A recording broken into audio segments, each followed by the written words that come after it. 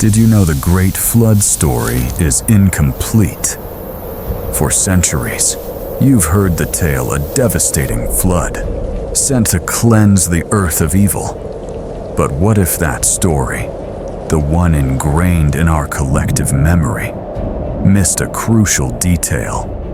What if the flood wiped away something else entirely? Something far from evil. Something brilliant. More advanced than any earthly civilization we know today. Yes, humans and animals might not have been the only ones destroyed. There's compelling evidence that this global catastrophe extinguished a sophisticated, advanced civilization. Who were they? What proof suggests their existence before the flood?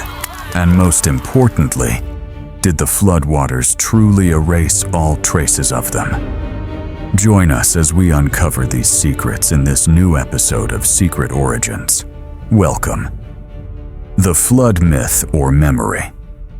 At first, the flood was just a Bible story, a narrative from an ancient book, read to believers a righteous man, a massive boat, and an entire planet swallowed by water.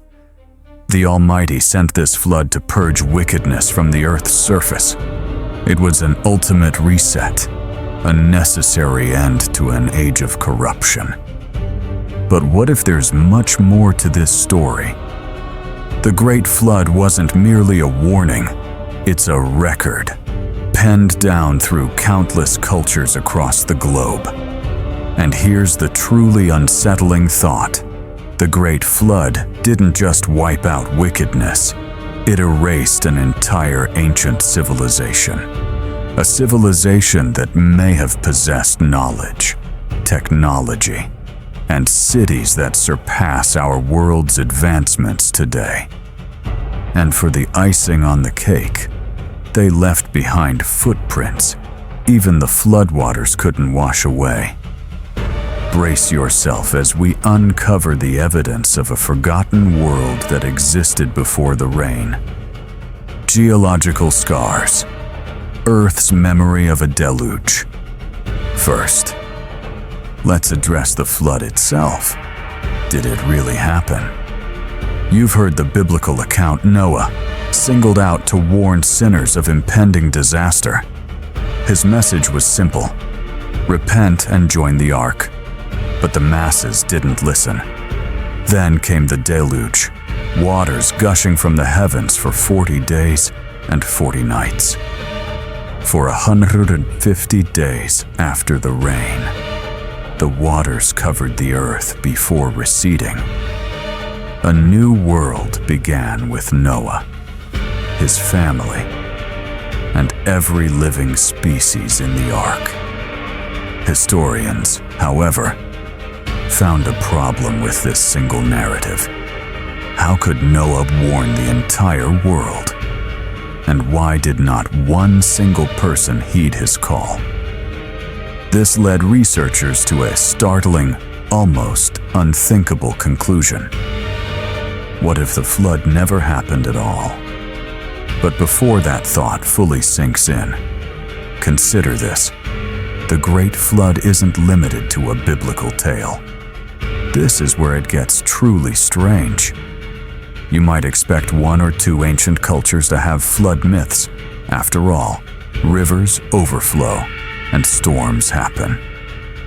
But when a story that sounds like folklore is spread across over 200 cultures on the planet, all telling nearly identical flood narratives, it's no longer coincidence. It becomes a pattern. Take the Mesopotamians with Utnapishtim, warned by the gods of a coming deluge. He built a giant boat, carrying his family, craftsmen, and the seeds of all living things. Or the Hindus, with Manu, saved by a fish god and carried aboard a ship to repopulate the earth. The list is endless. The Maya, the Greeks, the Norse, the Chinese, even the Australians. They all recount a flood that cleansed the world after an age of corruption and forgotten power. Same plot, different names, different timelines. If one myth is rooted in so many diverse cultures, then truth truly lies within. Think about the specific details shared across versions. A warning from a god or celestial being. A chosen survivor or family. The building of a great vessel or ark. Animals and knowledge preserved for continuity. A new beginning. A changed world after the flood. Even in cultures with no contact or shared language, these elements consistently appear. Researchers like James Fraser and Mircea Eliade argued these aren't just myths. Behind the folklore, there had to be something more. The flood was no scam. What if they weren't all making it up? That would mean one thing: these flood stories are eyewitness accounts, handed down over millennia. And while many prefer the Noachian version, where a new world began from Noah and his offspring, it doesn't account for everything. From here, a provocative question arises. What if an advanced ancient civilization was wiped away by the flood? And furthermore, what if some of them survived, passing down the story of their former existence? Realistically, what if they left geological evidence too firm to ignore? The flood myth is not a myth, it's a memory, a story told and retold across cultures. In the same vein, the Earth itself preserves memories. If an advanced ancient civilization was indeed wiped away, trust the Earth to keep the records in rocks, soil, or ancient seabeds. The planet maintains geological entries. If the Earth is so good at preserving evidence, why wouldn't it retain traces of a massive hydrological event like the Great Flood? An event so widespread it reshaped continents for millennia. Surely, something is lurking for us to see. But what are they? Megalithic mysteries, echoes of a lost age. In the state of Washington, there's a place that looks like an aftermath of a planetary war. Rivers that don't flow. Valleys too deep for their streams. And ripples the size of high-rise buildings, all etched into solid rock. This is the channeled scablands. For decades, geologists puzzled over its bizarre formation.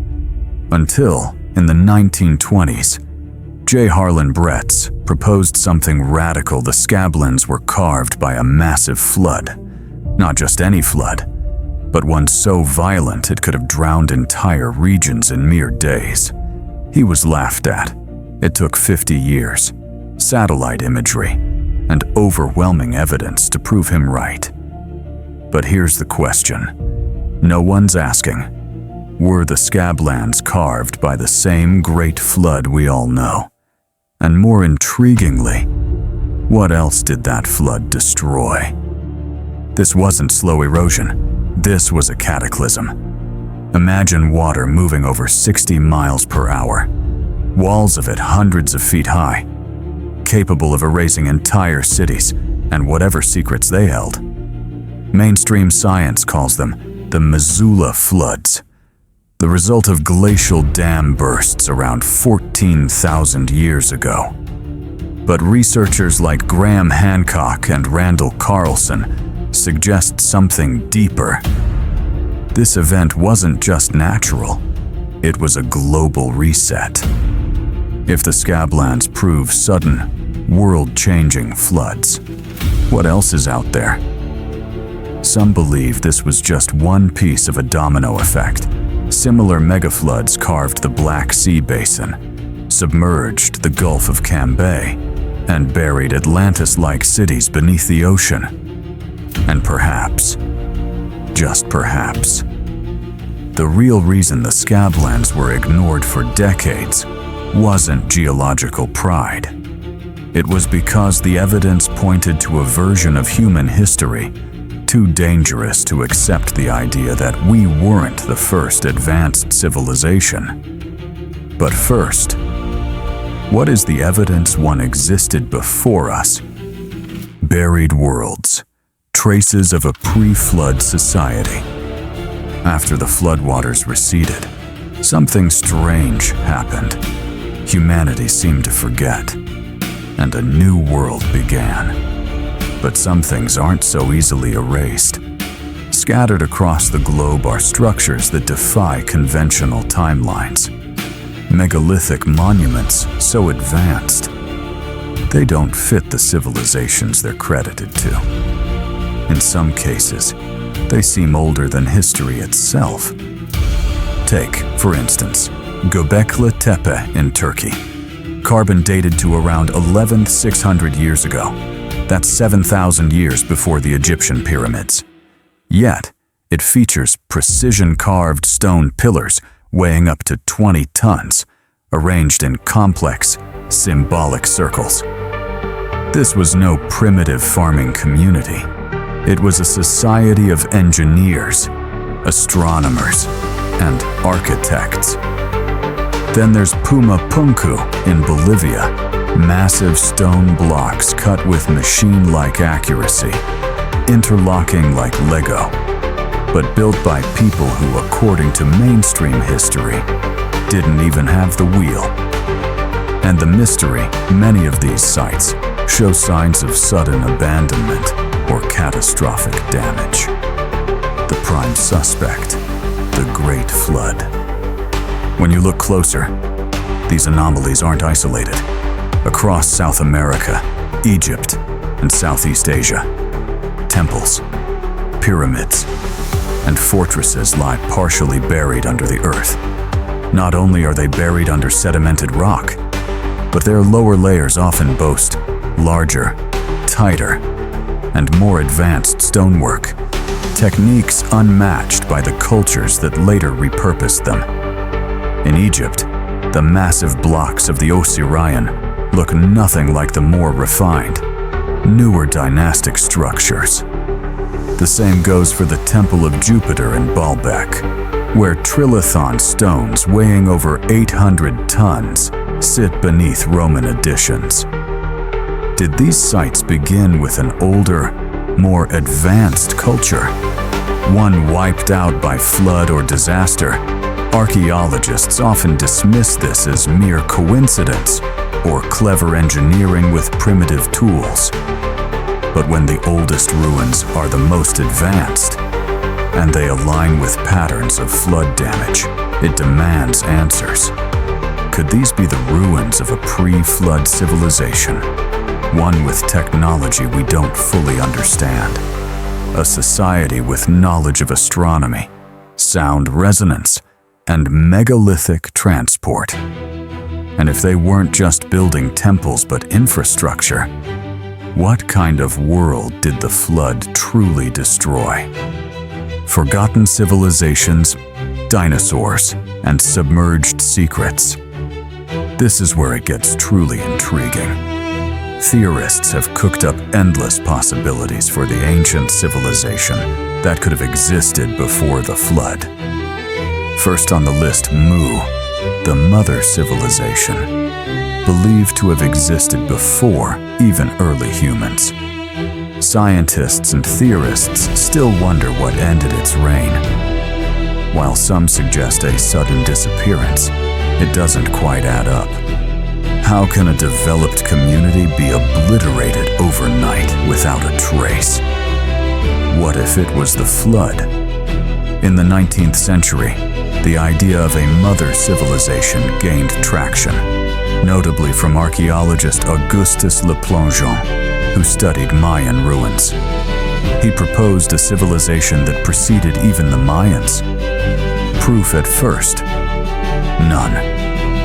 But then British writer James Churchward claimed to have encountered a high-ranking priest in India who showed him tablets written by the Mu civilization itself, detailing a vast continent with technology beyond ours. Historians, however, demanded more evidence than a single testimony. Yet, other researchers began connecting the dots. The Moai statues of Easter Island became a key point. These gigantic human figures, built with advanced techniques that still marvel modern engineers, seem to hint at a deeper past. Could these statues be remnants from the aftermath of the drastic flood? The Rapa Nui people themselves say the knowledge was passed down from their ancestors. Who were these ancestors? And how was such knowledge transferred across vast time gaps? Did the flood truly wipe out everyone except Noah and his descendants? While scientists largely debunked Churchward's Mu claims due to lack of substantial geological evidence, remember where there's smoke, there's fire, if not Mu. Could it be something else, even crazier? What if the ancient civilization wiped out by the flood wasn't human-like at all? When we think of ancient civilizations, we usually picture humans. But what if the pre-flood civilization was entirely different from humans? What if they were animals? Enter the dinosaurs, but not as you know them. For over a century, dinosaurs have been branded as huge, instinct-driven beasts, massive but unintelligent, evolutionary dead ends. But what if we've had it all wrong? In 2021, paleontologist Diego Pol led a study on the Maiasaura, a herbivorous dinosaur. He found they didn't just roam, they returned to the same nesting grounds annually. This instinctive behavior suggested memory, environmental awareness, and even strategic thinking. What's more, they lived in cooperative societies, with males guarding nests while the young foraged. They planned, they organized. These species weren't just surviving, they were thriving. And they weren't the only ones. Among the fossil record, another species stands out, the Troodon. Small, fast, bird-like, and disturbingly clever. It had a brain-to-body ratio comparable to mammals, binocular vision, and grasping hands, traits pointing to cooperative hunting, tool use, and problem-solving. Little wonder paleontologist Dale Russell and others proposed a shocking idea, if not for a cataclysm millions of years ago. The Troodon may have evolved into a humanoid, a being capable of complex speech, culture, and technology. Crazy, right? Maybe. But consider this. What really wiped them out? Mainstream science blames an asteroid, but what if the final blow wasn't from above, but from below? For a long time, massive floods have been triggered by melting glaciers, shifting tectonics, or even celestial interference, like in the biblical story. And each version of the flood story has rewritten Earth's surface multiple times. Could one such flood, like those described in ancient myths, have erased not just any random species, but the dinosaur civilization? If intelligent dinosaurs once walked the Earth, what if their cities are buried deep beneath rock, sea, and time? Even worse, what if the floodwaters wiped them away? One thing is true. When cities sink, they take their secrets with them.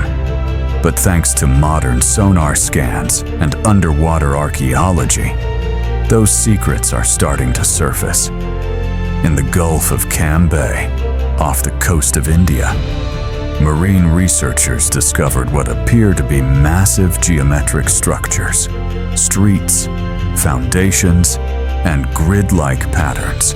more than 100 feet beneath the water.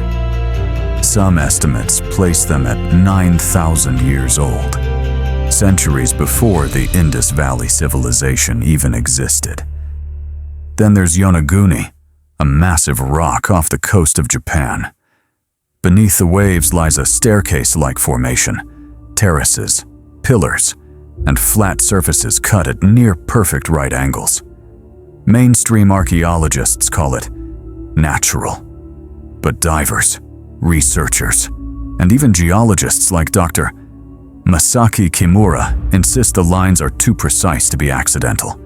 And in Dwarka, India's legendary sunken city, archaeologists found walls and artifacts where mythology said Krishna once ruled, before the sea swallowed his kingdom. Are these just freak geological events, or are they submerged memories? It gets even more interesting if these sites lie under thick layers of silt and debris. This suggests they weren't just covered by rising tides. They were hit suddenly. If these were coastal cities, they may have fallen victim to glacial meltwater surges or ancient tsunamis. These events are known to dramatically raise sea levels in days. According to the Younger Dryas impact hypothesis, a comet fragment could have triggered sudden climate change around 12,800 years ago, melting ice sheets and flooding coastlines worldwide. So the flood is no longer a myth or some slow erosion. It's a planet-wide wipeout. What else is still out there, hidden in the deep? In recent times, satellite imaging has picked up strange formations off the coasts of Cuba, Bimini, and Egypt, places already linked by legends to lost cities like Atlantis or Heracleion. Most remain unexplored, dismissed, or classified. But if the ruins under our oceans match the ruins on land, and if their age defies the accepted timeline, then we're not just talking about local disasters. We're talking about the destruction of an entire global network. These could be the undeniable footprints of the Great Flood. Lost knowledge, a paradigm shift. There's a slight problem in the search for evidence of advanced civilization destruction. Most researchers focus on tangible proof, things they can see and feel, since the human brain is wired to believe what's physically tangible. This has been the focus. However, an untapped niche could expose everything about the pre-flood civilization, their knowledge. It's one thing to find ruins. It's another to discover that the people who built them may have known more than we do. Ancient texts, forbidden tablets, and unexplained artifacts suggest that pre-flood civilizations weren't just piling stones. They were busy inventing so much more. Take the Sumerians, credited as the first civilization. Yet their earliest writings already include complex astronomical knowledge, advanced mathematics, and references to planets we discovered millennia later. How did their first step look like our 50th in Egypt? The Dendera lights carved into temple walls resemble vacuum tubes or arc lamps. At Tiahuanaco, Bolivia, the gate of the sun is covered in what some say is a solar calendar more accurate than ours. And the mysterious Antikythera Mechanism, found in a Greek shipwreck, is a mechanical computer dated over 2,000 years ago. Yet researchers believe it was based on much older designs, perhaps salvaged knowledge from a forgotten age. If you argue that this knowledge came from nothing, how was it possible? And if it came from something older, what was that something? What if post-flood civilizations weren't inventing new knowledge, but recovering pieces of a lost system. Many ancient cultures speak of being taught by sky beings, sages, or survivors from an earlier world. Survivors who remember just enough to restart the cycle. If that's true, then the Great Flood didn't just destroy ancient cities. It destroyed entire paradigms of science, energy, and understanding. What's crazier? We've been trying to rebuild the puzzle ever since, without knowing what the original picture looked like. What do you think about this evidence of advanced civilization destruction? Tell us in the comments below. And don't forget to like and subscribe for more secret origins.